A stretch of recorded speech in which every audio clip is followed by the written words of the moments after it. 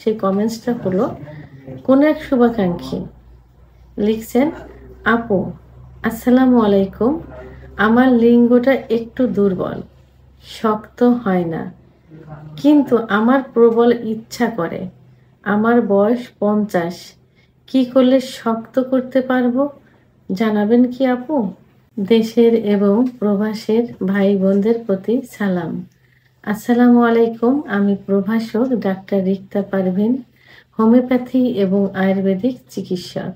আজকে খুব সুন্দর একটা কমেন্টস আসছে, যে কমেন্টসটা অনেকেই বলে থাকে।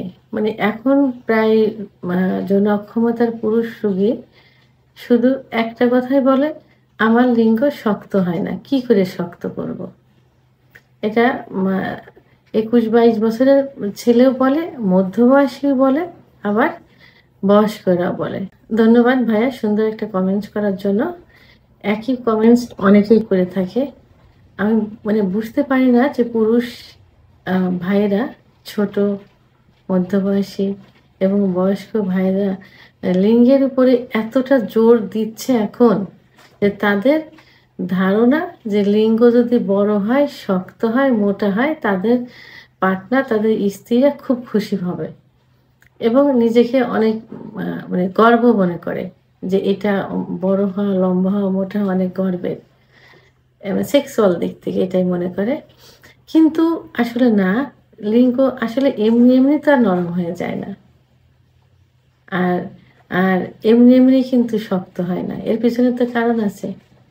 আবার যখন যৌবন ছিল, যৌবন প্রথম শুরু হয়, তখন তো এটা হয়নি। এটা তো আস্তে আস্তে হতে থাকে। বয়স যাচ্ছে, বিভিন্নভাবে যৌন অত্যাচার করছে, তারপরে এটা হচ্ছে। তো আমাদের আগে জানতে হবে যে আসলে লিঙ্গের ভিতর কি থাকে। লিঙ্গের ভিতর কিন্তু কোনো হাড় বা কোনো বোন থাকে না। থাকে কি? থাকে শুধু মাংস এবং রক্তনালী। এই রক্তনালীর ভিতর দিয়ে যত রক্ত সঞ্চালিত হবে বা চলাচল করবে, লিঙ্গ তত শক্ত হবে বা উত্থান হবে এবং মোটা হবে। তো যখন সেক্সের ইচ্ছা হয়, সেক্সের ইচ্ছাটা হয় কিন্তু নার্ভের থেকে, ব্রেনের থেকে। তো যখন সেক্সের ইচ্ছা হয়, তখন কিন্তু সারা শরীরে, বিশেষ করে হাড়ের থেকে লিঙ্গের ভিতর রক্ত চলাচল বেশি করে। তখন কি হয়? লিঙ্গ শক্ত হয়, দাঁড়িয়ে যায়। সে আপনার স্ত্রীর সঙ্গে কথা বললেই হোক, কোনো ভিডিও দেখলে হোক, সেক্সুয়াল কোনো কিছু ভাবলেই হোক, যখনই ইচ্ছা হবে তখনই লিঙ্গটা উত্থান হয়। যখনই এই রক্ত চলাচল কমে যাবে, যেমন এই ভাইটা বলেছে যে তার প্রবল ইচ্ছা হয় কিন্তু লিঙ্গ শক্ত হয় না, অর্থাৎ তার ইচ্ছাটা ঠিকই হচ্ছে কিন্তু রক্ত চলাচলটা হচ্ছে না। আর না হওয়ার কারণে, হচ্ছে না বা কম হচ্ছে, না হওয়ার কারণে লিঙ্গ শক্ত হয় না বা উত্থান হয় না। তাহলে রক্ত চলাচল সাধারণত দেখা যায় যে অতিরিক্ত হস্তমৈথুন, অতিরিক্ত বিছনায় ঘর্ষণ দিয়ে বীর্যপাত, অতিরিক্ত স্বপ্নদোষ, বিশেষ করে পুরুষের যে হরমোন থাকে, সেক্সুয়াল যে হরমোন থাকে, টেস্টোস্টেরন হরমোন কমে গেলে এই সমস্যাটা হয়, অর্থাৎ উত্থানজনিত আমার যৌন অক্ষমতায়। যৌন অক্ষমতার একটা পার্ট কিন্তু উত্থানজনিত সমস্যা। এই এই এই হস্তমৈথুন কারণে, অতিরিক্ত ঘর্ষণের কারণে লিঙ্গের ভিতর যে শিরাগুলো থাকে, এই শিরাগুলো সংকুচিত হয়ে যায় বা চিকন হয়ে যায়, যার কারণে রক্ত চলাচল করতে পারে না, আর তখনই উত্থানজনিত সমস্যা হয়। তাহলে এর থেকে পরিত্রাণ পাইতে হলে কি করতে হবে? অবশ্যই একজন ডাক্তারের, অভিজ্ঞ সম্পন্ন ডাক্তারের শরণাপন্ন হতে হবে। ডাক্তার কি করবেন? কিছু পরীক্ষা নিরীক্ষা দিবেন, যেমন হরমোন পরীক্ষা দিবেন, কিছু ব্লাড টেস্ট দিবেন।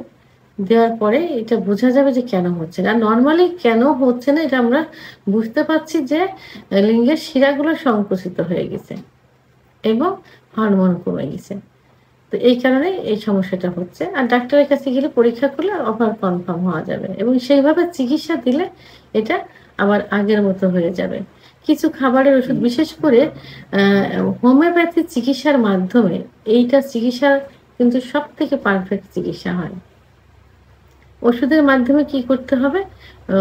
শিরাগুলো প্রসারিত হয়ে যাবে, হরমোন বৃদ্ধি পেয়ে যাবে। কিছু খাবারের ওষুধ এবং কিছু ব্যবহারের ওষুধ, যেটা গরম পানির ভিতর দিয়ে সেঁক দিতে হবে অথবা হালকা ম্যাসাজ দিতে হবে। দিলে কি হবে? শিরাগুলো আবার প্রসারিত হবে, লিঙ্গের ভিতর দিয়ে রক্ত চলাচল শুরু হবে, অর্থাৎ রক্ত সঞ্চালন শুরু হবে।